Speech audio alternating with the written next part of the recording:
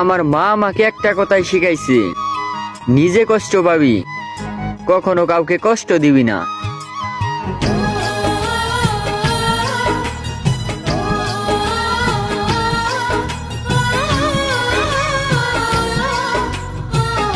বন্ধ থাকুক পড়ালেখা, অন্ধ থাকুক জাতি, আগামীতে দেশ চালাবে সব মুক্তিযোদ্ধার নাতি। তুমি কে আমি কে, রাজাকার রাজাকার, চেয়েছিলাম অধিকার হয়ে গেলাম রাজাকার। তুমি কে আমি কে, রাজাকার।